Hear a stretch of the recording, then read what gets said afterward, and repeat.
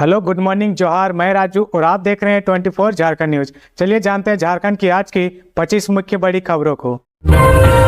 लगातार दूसरे साल झारखंड के 200 से अधिक प्रखंड सूखे की चपेट में। इन 3 जिलों के 9 प्रखंडों की हालत तो बेहद खराब। राज्य के 3 जिलों के 9 प्रखंड गंभीर रूप से सूखे की चपेट में है। यहाँ सामान्य के मुकाबले 60% से भी कम बारिश हुई है। इसमें चतरा के 4, हजारीबाग के 4 और कोडरमा का 1 प्रखंड शामिल है। वहीं राज्य के करीब 201 प्रखंड भी सूखे की चपेट में है। भारतीय मौसम विज्ञान विभाग की रिपोर्ट के मुताबिक राज्य में लगातार दूसरी बार 200 से अधिक प्रखंड सूखे की चपेट में है। इन प्रखंडों में सामान्य से 20% कम बारिश हुई है, जिसकी वजह से यहाँ खेती की स्थिति भी ठीक नहीं है। जिले के हिसाब से देखें तो राज्य के 21 जिलों में सूखा पड़ गया है। बारिश कम होने से इन जिलों में खेती की स्थिति भी ठीक नहीं है। इस कारण इन जिलों के करीब 210 प्रखंड सूखे के लायक तय ट्रिगर 1 के मापदंड को पूरा कर रहे हैं। राज्य आपदा प्रबंधन प्राधिकार की बैठक के बाद ही इन प्रखंडों को सूखाग्रस्त घोषित किया जा सकता है। प्राधिकार की बैठक की अध्यक्षता मुख्यमंत्री करते हैं। झारखंड लोक सेवा आयोग के इन 2 विषयों में असिस्टेंट प्रोफेसरों की नियुक्ति के लिए इंटरव्यू 15 सितंबर को आज होगी। दस्तावेजों की जांच। लंबे समय से असिस्टेंट प्रोफेसर की नियुक्ति का इंतजार करने वाले अभ्यर्थियों के लिए अच्छी खबर है। दरअसल झारखंड लोक सेवा आयोग ने नागपुरी और पंच परगनिया विषय में नियुक्ति के लिए तिथि की अधिसूचना जारी कर दी है। इसके मुताबिक आयोग ने 15 सितंबर को साक्षात्कार की तारीख रखी है, जबकि 14 सितंबर को दस्तावेजों की जांच होगी। हालांकि अभी तक रिजल्ट जारी करने की तिथि का ऐलान नहीं किया गया है। झारखंड लोक सेवा आयोग द्वारा जारी नोटिस के अनुसार नियुक्ति से पहले ही शॉर्ट लिस्टेड कैंडिडेट के दस्तावेजों की जांच होगी, जिसकी तारीख 14 सितंबर है। कागजात की जांच आयोग के कार्यालय में होगी, जिसमें आपकी मैट्रिक से लेकर पारा स्नातक के दस्तावेजों की जांच होगी। इस दौरान आपके पास यूजीसी द्वारा जारी नेशनल एलिजिबिलिटी टेस्ट का उत्तीर्ण प्रमाण पत्र होना भी जरूरी है। वहीं अगर आप आरक्षित वर्ग से आते हो तो आपको उससे संबंधित दस्तावेज भी प्रस्तुत करना होगा। असिस्टेंट प्रोफेसर के लिए कुल 11 पद खाली हैं। इनमें से नागपुरी विषय के लिए 7 पद तो वहीं पंच परगनिया के लिए 4 पद है। हर वर्ग के उम्मीदवारों के लिए सीटों की संख्या अलग है। आयुष्मान भव अभियान की शुरुआत राज्यपाल सीपी राधाकृष्णन बोले, लोगों तक स्वास्थ्य सेवाओं को पहुंचाना हमारा उद्देश्य है। राष्ट्रपति द्रौपदी मुर्मू ने देश भर में स्वास्थ्य सेवाओं की पहुंच को सुलभ बनाने के लिए दूरदर्शी स्वास्थ्य कार्यक्रम आयुष्मान भव अभियान का बुधवार को ऑनलाइन शुभारंभ किया। इस मौके पर उन्होंने कहा कि जब हर व्यक्ति, हर परिवार स्वस्थ रहेगा, तभी स्वस्थ भारत के निर्माण का संकल्प पूरा होगा। यही आयुष्मान भव कार्यक्रम का भी लक्ष्य है। केंद्र एवं राज्य सरकार की सहभागिता इतने बड़े लक्ष्य को हासिल करने में मददगार होगी। आड्रे हाउस रांची में आयोजित इस वर्चुअल कार्यक्रम में झारखंड से इस अभियान का शुभारंभ राज्यपाल सीपी राधाकृष्णन ने किया। इस अवसर पर राज्यपाल श्री सीपी राधाकृष्णन ने कहा कि आयुष्मान भव अभियान सिर्फ एक कथन मात्र नहीं है, यह एक मार्गदर्शन करने वाला सिद्धांत है जिसमें स्वस्थ जीवन जीने का सार शामिल है। यह एक प्राचीन संस्कृत शब्द है जिसका अर्थ है कि आप लंबे समय तक जीवित रहे और स्वस्थ रहे। उन्होंने कहा, आयुष्मान भव कार्यक्रम प्रत्येक लाभुक तक पहुंचाने के लिए राष्ट्रीय स्तर पर संचालित विभिन्न स्वास्थ्य योजनाओं के प्रभावी क्रियान्वयन को सुनिश्चित करने की दिशा में एक व्यापक पहल है। इस अभियान का उद्देश्य लोगों तक स्वास्थ्य सेवाओं की पहुंच सुनिश्चित करना है। यह पहल जागरूकता अभियानों, चिकित्सक शिविरों एवं समाजसेवी रणनीतियों से स्वस्थ लाभ को अंतिम पायदान पर खड़े लोगों तक पहुंचाने का प्रयास है। रांची नगर निगम के सहायक प्रशासक ही करेंगे अतिक्रमण मुक्त करने का कार्य। शहर को 4 जोन में बांटा गया। रांची शहर को अतिक्रमण मुक्त करने का कार्य अब नगर निगम के सहायक प्रशासक ही करेंगे। शहर के हर कोने में यह अभियान चले, इसके लिए पूरे शहर को 4 जोन में बांटा गया है। हर प्रशासक को एक जोन का प्रभार दिया गया है। इस संबंध में निगम के अपर प्रशासक कुंवर सिंह पहान ने आदेश जारी कर दिया है। इस दौरान सड़कों पर अवैध रूप से लगी दुकान, अवैध रूप से पार्क वाहन और सड़क पर बिल्डिंग मटेरियल गिराने वाले पर कार्रवाई की जाएगी। खुले में कचरा फेंकने वालों को ऑन द स्पॉट चालान भी थमाया जाएगा। सहायक प्रशासक दिन भर जहां भी अभियान चलेगा, प्रतिदिन उसकी सूचना शाम को निगम को उपलब्ध कराएंगे। अभियान के दौरान निगम के इन्फोर्समेंट अफसर शामिल तो होंगे, लेकिन किसी प्रतिष्ठित से जुर्माना नहीं वसूलेंगे। इन्फोर्समेंट अफसर अब केवल अभियान में साथ रहेंगे। नगर निगम के सहायक प्रशासक भी अब फील्ड में किसी से ऑन द स्पॉट जुर्माना नहीं वसूल पाएंगे। वह केवल संबंधित व्यक्ति, वाहन या प्रतिष्ठान को जुर्माने की रसीद थमाएंगे। फिर संबंधित प्रतिष्ठान या व्यक्ति इस राशि को निगम में आकर जमा कर सकेगा या फिर निगम की वेबसाइट पर जाकर अपना जुर्माना ऑनलाइन जमा करेगा। इंडिया कोऑर्डिनेशन कमेटी की बैठक में शामिल हुए सीएम हेमंत सोरेन। विपक्षी दलों की गठबंधन इंडिया की कोऑर्डिनेशन कमेटी की बैठक बुधवार को दिल्ली में हुई। इस बैठक में झारखंड के मुख्यमंत्री हेमंत सोरेन भी शिरकत किए। बुधवार की सुबह झारखंड के सीएम हेमंत सोरेन दिल्ली के लिए रवाना हुए थे। आगे बढ़ने से पहले अगर अभी तक आपने इस चैनल को सब्सक्राइब नहीं किया तो प्लीज सब्सक्राइब कर ले, जिससे आपको झारखंड की हर छोटी से बड़ी खबर की अपडेट आप तक पहुँचता रहे।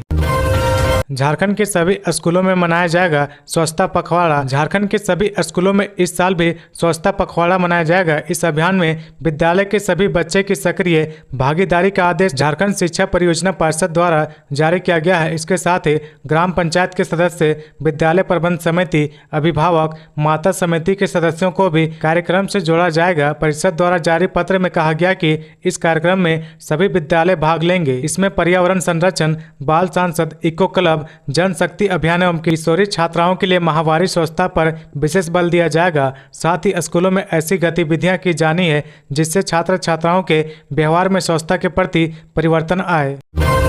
कोलकाता की तर्ज पर रांची में ट्रैफिक सिस्टम बनाने की कवायद। रांची में ट्रैफिक सिस्टम के सुधार के लिए कोलकाता की ट्रैफिक पुलिस के तर्ज पर सिस्टम डेवलप करने की योजना है। रांची में ट्रैफिक सिस्टम में बदलाव करने की योजना पर काम करने के लिए आईजी मानव अधिकार अखिलेश झा, डीआईजी जेप सुनील भास्करवा, रांची के ट्रैफिक डीएसपी जीत वाहन को रिसर्च के लिए कोलकाता भेजा गया था। कोलकाता से लौटने के बाद टीम ने रिसर्च कर अपनी रिपोर्ट पुलिस मुख्यालय को दी है। कोलकाता की ट्रैफिक व्यवस्था पर रिसर्च कर लौटी टीम ने रांची में ट्रैफिक एसपी के पद को कानून व्यवस्था से बिल्कुल अलग कर स्वतंत्र करने का प्रस्ताव रखा है। अब तक रांची ट्रैफिक एसपी का पद रांची एसएसपी के अधीन का पद रहा है, लेकिन अब ट्रैफिक पुलिस व उसके कर्मियों को स्वतंत्र यूनिट की तरह बनाने का प्रस्ताव दिया गया है, ताकि ट्रैफिक में तैनात जवानों को भी दूसरी ड्यूटी में तैनात न किया जाए।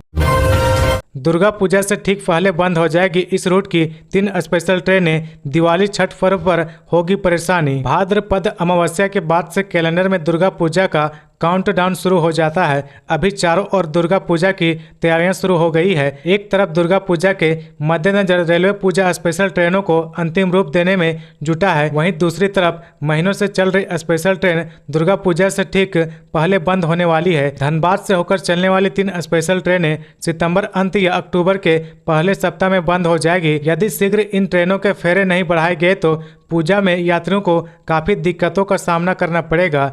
धनबाद होकर चलने वाली रांची गुवाहाटी स्पेशल ट्रेन 25 सितंबर को अंतिम फेरा लगाएगी। इसी तरह बरौनी कोयम्बटूर स्पेशल ट्रेन 1 अक्टूबर के बाद नहीं चलेगी। रक्सौल सिकंदराबाद स्पेशल ट्रेन की बुकिंग भी 3 अक्टूबर तक ही हो रही है।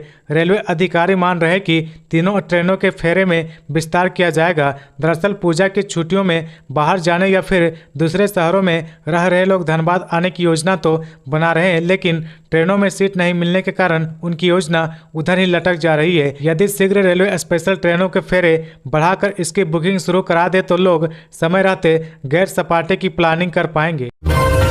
बीजेपी प्रदेश अध्यक्ष बाबूलाल मरांडी की संकल्प यात्रा 18 सितंबर तक स्थगित। बीजेपी प्रदेश अध्यक्ष एवं पूर्व मुख्यमंत्री बाबूलाल मरांडी की संकल्प यात्रा 18 सितंबर 2022 तक स्थगित हुई है। इस संबंध में प्रदेश महामंत्री सह मुख्यालय प्रभारी डॉक्टर प्रदीप वर्मा ने कहा कि विभिन्न विधानसभा क्षेत्र की संकल्प यात्रा की तारीख की घोषणा जल्द की जाएगी। बता दें कि पूर्व सीएम बाबूलाल मरांडी बुधवार को छत्तीसगढ़ के 3 विधानसभा क्षेत्र के कार्यक्रम में शिरकत करना था, लेकिन भारी बारिश के कारण शामिल नहीं हो पाए। बुधवार की सुबह बाबूलाल मरांडी चार्टर्ड विमान से छत्तीसगढ़ के लिए रवाना हुए थे, लेकिन भारी बारिश के कारण जहाज की लैंडिंग नहीं हो सकी। इसके बाद दोपहर को रांची वापस लौट आए।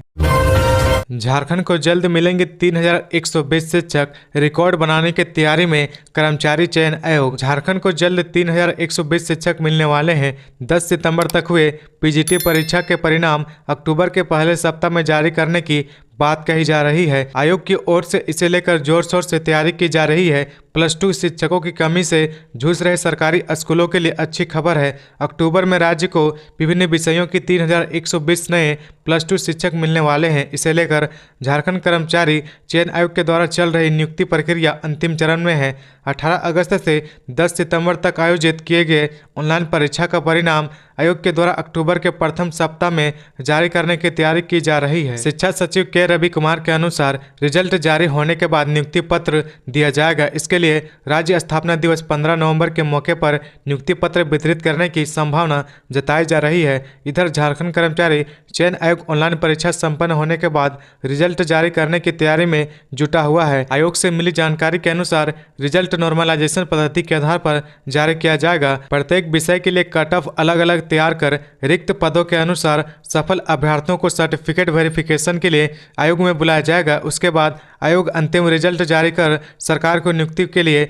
अनुशंसा भेजेगी। झारखंड के वरिष्ठ आईएएस की पत्नी के नाम पर जमीन की जांच शुरू। बड़गई सीओ ने ईडी को सौंपे दस्तावेज। रांची में जमीन घोटाले की जांच कर रही ईडी ने अब झारखंड के एक और वरिष्ठ आईएएस अधिकारी की पत्नी की जमीन की जांच शुरू कर दी है। ईडी को जानकारी मिली थी कि जमीन की खरीद बिक्री में नियमों की अनदेखी की गई है और गलत तरीके से जमीन खरीदी गई है। झारखंड के एक वरिष्ठ आईएएस अधिकारी की पत्नी प्रीति कुमारी के नाम पर खरीदी गई जमीन से संबंधित कागजात ईडी ने हासिल कर ली है। ईडी ने बड़गई सीओ के जमीन से संबंधित कागजात उपलब्ध कराने के लिए कहा था, जिसके बाद सीओ ने ईडी को सारे कागजात उपलब्ध करा दिए हैं। ईडी सूत्रों के अनुसार बड़गई सीओ के द्वारा उपलब्ध कराए गए कागजातों के आधार पर आगे की जांच की जाएगी। पूर्व सीएम रघुवर दास का हेमंत सोरेन पर निशाना। कहा, अपने वादे को भूलकर जनता को कर रहे दिग्भ्रमित। बीजेपी के राष्ट्रीय उपाध्यक्ष एवं पूर्व मुख्यमंत्री रघुवर दास ने पीएम आवास योजना से संबंधित मुख्यमंत्री हेमंत सोरेन के बयान पर कड़ी प्रतिक्रिया दी है। कहा, मुख्यमंत्री अपने बयान से जनता को दिग्भ्रमित कर रहे हैं। केंद्र सरकार ने आवास पोर्टल पर डाले गए सभी आवासों की सूची को स्वीकृति प्रदान की है। कहा कि मुख्यमंत्री को केंद्र सरकार पर आरोप लगाने के पहले अपने गिरेबान को झांकना चाहिए। पूर्व सीएम रघुवर दास ने कहा कि सीएम हेमंत सोरेन बताएं कि सरकार बनने पर गरीबों के लिए 3 कमरे का सुविधाजनक आवास बनाकर देने संबंधी उनकी बड़ी घोषणा पर क्या हुआ। साथ ही सवाल उठाते हुए कहा कि कहां गया वो घोषणा जिसमें बेटे के लिए अलग कमरा, माँ व पिता के लिए अलग कमरे के अलावा रसोई, शौचालय, पानी आदि सुविधा से युक्त आवास देने की बात उन्होंने अपने संकल्प पत्र में कही थी। तो ये थी आज की झारखंड की टॉप बड़ी खबरें। इसी तरह झारखंड की हर छोटी सी बड़ी खबर देखने के लिए आप हमारे चैनल 24 झारखंड न्यूज को सब्सक्राइब करके बेल आइकन प्रेस कर ले, जिससे आपको झारखंड की हर छोटी सी बड़ी खबर की अपडेट आप तक पहुंचता रहे। तो आज के लिए बस इतना ही। हमें दीजिए इजाजत, फिर मिलते हैं नेक्स्ट न्यूज में।